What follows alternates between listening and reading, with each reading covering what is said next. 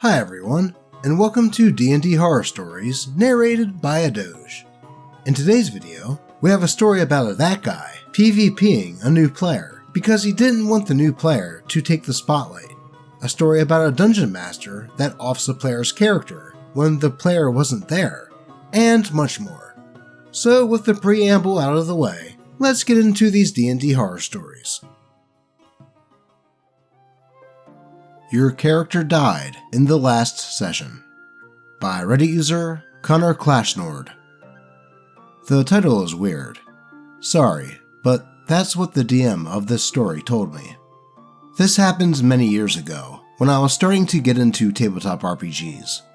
I was on a Discord server for a West Marches game where a lot of different DMs run games in the same world, making it feel alive and constantly expanding. But today, I'll be talking about something that happened with one of the DMs. In this game, we managed to get into a new city where only women were treated well, with men having to overcome some challenges to show that they were worthy. At this point, I was playing a Tabaxi fighter named Clarion, so she got accepted in the place, though not without having to show some fighting abilities against the chief in command, as well as a human wizard named Leah. We both got welcomed very well into the place, but one of the player characters was a half-elf drow warlock that I will call Elias, because I forgot his original name. Elias wasn't treated poorly because of his gender, probably because he came with us, but he was told about the challenges and that he should try beating those. The session exploring the place was really fun, but eventually, everything good has to end. A new session that people could join was opened, and because I wasn't able to join, I told the DM that my character should probably go with them. For context, in this campaign, you can do this. Basically leave your character as an NPC that will help the party. Why did I do this? Because Elias and Leah were really squishy casters, as I said before, a warlock and a wizard. I'm not sure which level we were at the time, maybe like 7 or 8. I didn't want them to die on what seemed to be a complicated thing filled with combat, and I was right. After saying to the DM that I was going to leave Clarion as an NPC to cover the other two of the party, I went to sleep. When I woke up, the first thing I see on my Discord is, "Your character died in the last session," from the DM. I was shocked, asked him what happened, and he told me my character died, and also Elias died too, but it's okay, because he was the son of a DMPC and got revived, while I got left aside and lost my character without any chance of reviving her. Something that is important now is that sessions were recorded and posted on YouTube, so I was able to watch the session and what happened. So they fight against some enemies, and then a boss appeared. I don't remember what it was, but it was extremely dangerous. Clarion got dropped to 0 HP, and something that instantly caught me by surprise was that the DM said the enemy attacked her on the floor, causing her to get 2 failed death saves. The reason this surprised me was because the DMs had prohibited doing this to any player character. Elias got dropped too. Clarion failed her death save and died, and Elias soon followed. Leah got reduced to like 3 or 2 hit points and managed to survive using spells and a lot of luck. And with that, I lost Clarion, all because I didn't want 2 player characters to die because of going directly into a dungeon while being extremely squishy player characters. And at the end, Elias got revived without any penalty or consequences. Now, that is pretty messed up. I can understand that things happen in D&D, but it sounds like this DM purposely offed OP's character for some reason, especially considering that he broke a server rule about not attacking a player's character while they are down. If I were OP, I would have brought this up to the other DMs in the server, and hopefully be able to get their character back. And of course this DM had a DMPC that would revive the character they were related to, and ignore the others, including OP's character. Though, at least, as I was looking through the comments, OP stated that they have since found a good group to play with. Let's move on. Player and Dungeon Master write and narrate my character being SA'd behind my back by Reddit user Strider76239. I'll keep the backstory to a minimum. Names changed for obvious reasons. My buddy James and I have been running D&D through Discord with a small group for years. He's the owner of the server and kind of the head organizer of everything. He invited a couple of his friends, Nancy and Mike, to our game. There were a couple other players too, but they're not pertinent to the story. One of the new players, Nancy, offered to take up James's position as DM for her own game. The game started out fine. She was a newer DM, so it was a bit rough through the beginning, but nothing too bad. Everyone was having a fairly good time in it, honestly. I should mention here that when we started the game, we all had our input on content that we weren't comfortable with. The only thing I explicitly stated that I wanted nothing to do with was sexual content involving my character. That was my only request. Now that you have the supporting information, we can get into the horror story. We were playing just this Wednesday, and during the game, Mike made a slightly odd comment about my character, quote, getting some action, to which the rest of the party started acting a little weird. When I pressed the issue, James told me that I'm better off not knowing.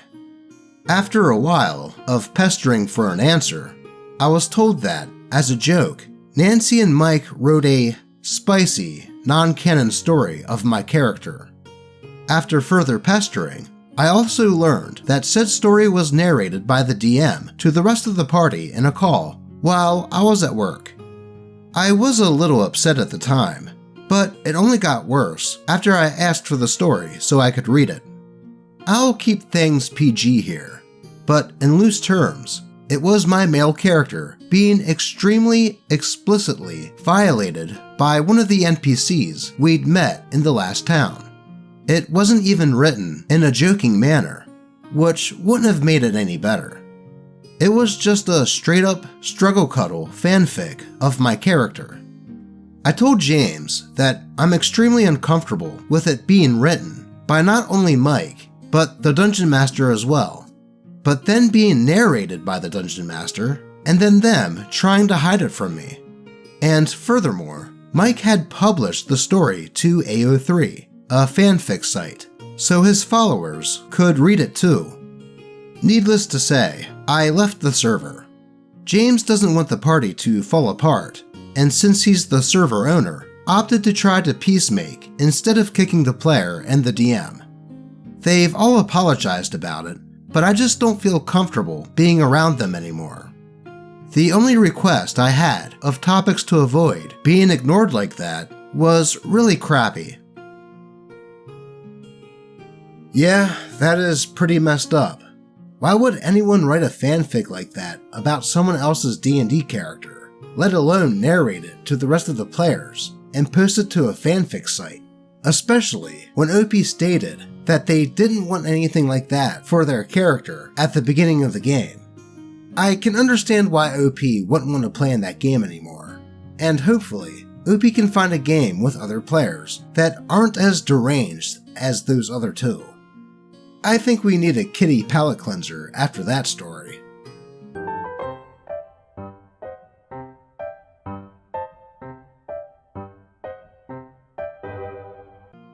There we go. And just a quick reminder, if you're enjoying the video, please consider giving it a like.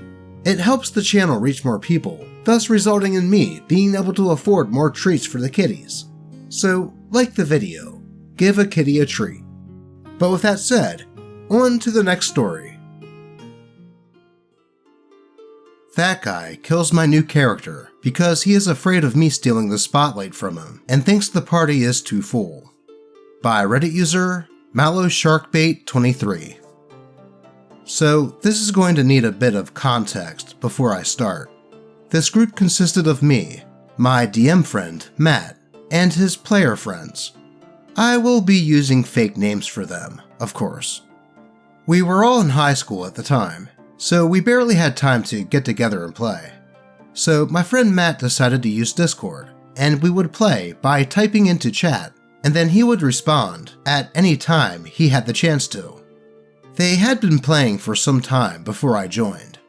Apparently, they just got out of the dungeon and were a bit lost in some creepy woods, trying to find a way back. They had already done a campaign together, apparently, as the world this one took place in was post-apocalyptic due to their failure to defeat the BBEG. Due to this, most major kingdoms were destroyed, and smaller ones were struggling. So I was at least confident that Matt knew what he was doing. So I made a Goblin Ranger for the game. He approached the party at night and watched them from the tree line, trying to see if they had any shinies to steal, or were poaching any animals. That is, until one of the players spot me. A Warforged fighter, played by Jenny. Her Warforged shouts, "Declare what your purpose is, or leave before I cut you down." The shouting wakes up the other party members, who come rushing out. Fearfully, I jump out at them and declare myself a local ranger, trying to keep this forest safe. I lie through my teeth, saying that the forest is cursed and that anyone who tries to leave without knowing the way out gets moved elsewhere, deeper into the forest. 2 of the 4 party members look at each other confused and put away their weapons. Meanwhile, Jenny remains alert. As for the 4th player, that guy, who I shall name Ben, takes his bard and starts to cast Vicious Mockery on me. I take the hit, and Matt has us roll for initiative. I roll higher, and in a panic, I start trying to talk my way out of the scenario. "Why are you attacking me?" I asked Ben's character. "Because you're clearly evil and are going to deceive us," he said. I replied, "But I am a humble ranger of these parts, trying to help those in danger. You 3, can't you see I'm not some lower beast trying to attack you?" I say to the party members watching. The mage of the group, Dave, asks me, "Then why were you hiding from us in the first place?" I respond, "Because I had no way of knowing if you were a group of mindless bandits looking for coin and blood." At this point, my turn ends, action used on talking.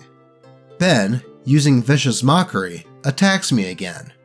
I start to private message Matt, asking if he could try and get Ben to stop, since I'm nearly dead already, due to my guy being a squishy rogue. He says he tries to while we play. In another chat room, I'm talking out of game as well, asking why he's trying to kill me. He responds by saying that the party is too full, and we don't need another range attacker on the team anyways. Back to the game. I see that everything happening is going to end in my death, so I make a plea to the party. I say, "Your musical warrior is clearly deranged. He attacks without cause, and you all do nothing to stop him. Help me, or be trapped in this forsaken forest." Jenny, taking me somewhat seriously as I'm rolling high on deception, cups the mouth of the bard and takes away his instrument. I thank the machine as I work out a deal with the party. With a short amount of time passing, we make a deal. I get done good for helping them, as well as a ride out of the forest. In return, they get my services and a safe path out of the forest. When everyone but the bard agreed, Jenny released him, and he cast hideous laughter on me. I fall to the floor, laughing my ass off, as he begins to cast Vicious Mockery again and again. In the out-of-game chat, the other players are calling him out for it, and I'm begging him not to kill me, and that he and his party will regret it. See, I worked out with the DM, Matt, that my ranger had traps all over the forest, which would make leaving rather hard. Despite my warnings and the DM's asking, he still proceeds to knock out my ranger. As I'm making my life or death rolls, he proceeds to attack me, killing my ranger. In real life, I get up from my desk and walk over to Matt, who I share a few classes with, and I tell him that I'm not going to be rejoining with Ben around, as he seems dead set on keeping me out of the party. I leave the Discord server after this, and I angrily scrap a character that I actually had some fondness of. Bit of a note after reading all the comments. DM Matt has grown up and has grown as a person. He no longer lets crap like this happen, and has turned into a better DM overall. But at the time, he did try to damage control, but he didn't fully punish the bard for killing me, besides having him fall into a few traps on the way out of the forest. Well, Ben sounds like a bit of a douche canoe. The whole idea of having someone new join a game and for one player to be against it, but instead of telling the group or the DM, letting said new player join only to off their character in-game is super spiteful and dickish. When this started happening, and Ben posted in the group chat that he was doing this because he thought the group was already too full, the Dungeon Master should have put a stop to it right there. So I don't blame OP for just leaving the group and stating that they wouldn't come back if Ben was still there. At least it sounds like the DM has grown a spine since then, and doesn't put up with that type of horse crap anymore, and that OP most likely has played in his game since then. On to the next post. My paladin broke his oath, and now the entire party is calling me an unfair DM.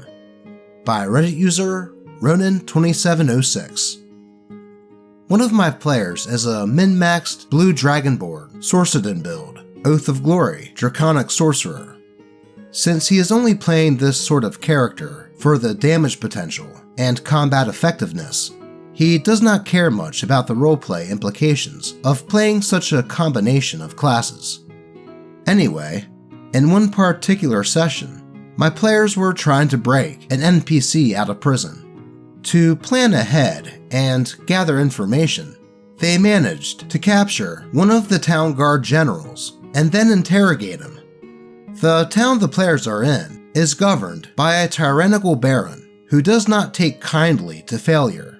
So, fearing the consequences of revealing classified information to the players, the general refused to speak.